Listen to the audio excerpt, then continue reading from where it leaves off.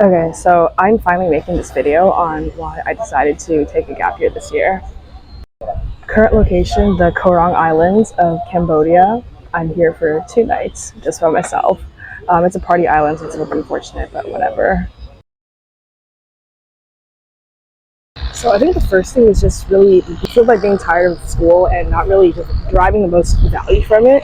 So I think a lot of first, or mostly second year, spent so much time on school, but at the same time I really didn't care much about it. I wanted to spend and prioritize more of my extracurriculars, and so what I did instead was I spent the minimum amount of effort possible on school to get the best possible grade. And so I was really just scraping by the entire time because I know that I'm good at cramming and that I can spend 5 hours learning the entire past month worth of the hardest calculus class and still get a 97 on the exam. And because of that, my professors all hate me because I do well in the class, even though I never attend class and like spend just the day before studying. And I think it would just be so much more worth it, especially because I feel like I spent my entire life working so hard to get into the quote unquote prestigious Ivy League just to kind of never go to class and waste away, not really leverage the resources. And so I think it would be more worth it if I came back actually knowing what I wanted and being able to actually see how the content of what I'm learning applies to where I want to go in the future, my future goals, and see how the content of the class has practical applications in the world as well. So the first reason is really just wanting to be more intentional with school and the resources available. Just to add on to that, I think there's no point in trying to rush to finish university just to derive zero value from it. It's like, okay, well, now it's been 4 years. I got my degree, but I don't really know what it is that I'm doing. I'm working a job that I recruited for that I'm not exactly passionate about either, but I still have to support myself in some way, so I still have to do it. And it's like, well, now because I'm doing it, I have to spend most of my day dedicated towards that. And well, now the opportunity to work on the things I'm passionate about is getting even more delayed and pushed back. Reason number two, I think a lot of last year, I felt like I just kept going and going, and I really had the time to even think. Like, I'm in a dual degree program and I have 7 classes, and when people ask me what classes I'm taking this semester, I'm like, so I start listing them off, and I'm like, I know I have a few more, but I literally can't even remember what they are at this point.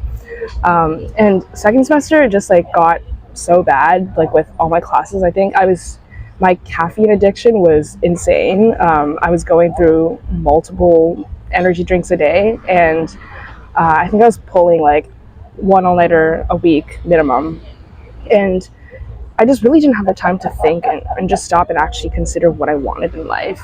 And yeah, I think I just missed the feeling of being able to wake up feeling inspired and motivated to work on something I care about. Yeah, I just missed the feeling of getting to work on something instead of having to work on something. Like, I want to just be able to make time and space for ideas to brew and to just be inspired again. Reason number three, I think I never really found the right support or entrepreneurial community at Penn.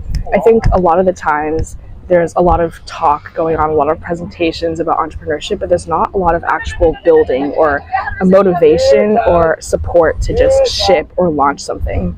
I also think that there's a lot of times where they host like pitch competitions or they hang small sums of money, like maybe under 10K for student competitions. None of that actually gets turned into startups. They're just short-term projects. And I want to see more of long-term support. And even times when I have seen startups being launched, they're usually not in my field, or they're all just building in stealth and you would never really know because it's all just kind of behind closed doors. Reason number four, I have a really strong desire to travel. So I think, like, as the name side quest goes, I love mini adventures. I love discovering little interesting bits of the world. And I think I want to also develop better worldly insight as well and see what the rest of the world is like.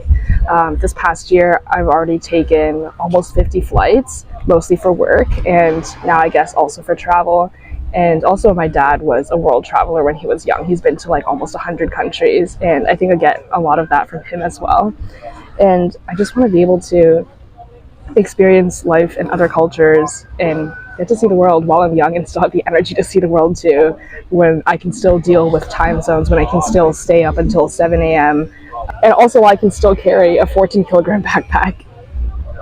Another note I want to add is that I am like mostly based in Asia now, and I think that the culture over here is just so different from Western society, and there's so much more to learn about life over here as well. And given that I am interested in deep tech, there's a lot more focus on hardware here. I guess with like semiconductor manufacturing and everything. And I think it'd be interesting as well to look at sustainability initiatives in Thailand, for example, and how people are really connected to nature and live off the land, given my interest in deep tech and sustainability. And finally, reason number 5, I finally get the chance to work without restrictions, because the F1 visa is like pretty restrictive, not being able to work over a certain number of hours. So even if you wanted to hustle and make some extra money along the way by doing like freelancing or consulting during school, you're really not allowed to, because you have to work in a field that is within your degree as well. And so this just gives me the opportunity to work on other things that I guess don't fall into my degree that I've been wanting to pursue. For example, I was signed for modeling and acting, and I can't really work that job because it's not related to STEM or business. I can go all in on content creation. I can also start working on my own projects, like overall just recraft my own brand now that I'm technically based in my own home country for tax purposes, but really just hopping country to country on a tourist visa week to week. And this also gives me the time to work on my O1 visa for when I come back. And I can basically just re-enter the US and be able to work any job that I want to. Another side note, but after my trip to Dubai, where someone told me something that really stuck with me, but when you give yourself a percentage, for example, you're 90% sure you're going to do something, you're actually instilling 10% doubt. And so the mindset has just been to like lean into fear. Like literally, if it scares you, now you have to do it and you can't back out of it.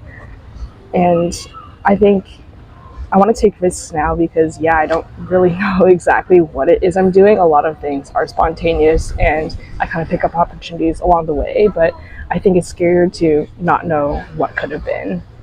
Fun fact, I met my current boyfriend only because I told myself that I couldn't chicken out of learning a new coding language in a day, because that was the only way that I could get sponsored for a conference in Austin. And I was fully planning on skipping it because I was kind of scared. I didn't want to hack, but I ended up going, and that's how we met. I've also put a link in my bio to schedule a quick call with me in case you want to talk over some reasons or what you're thinking about, in case you're also considering taking a gap year.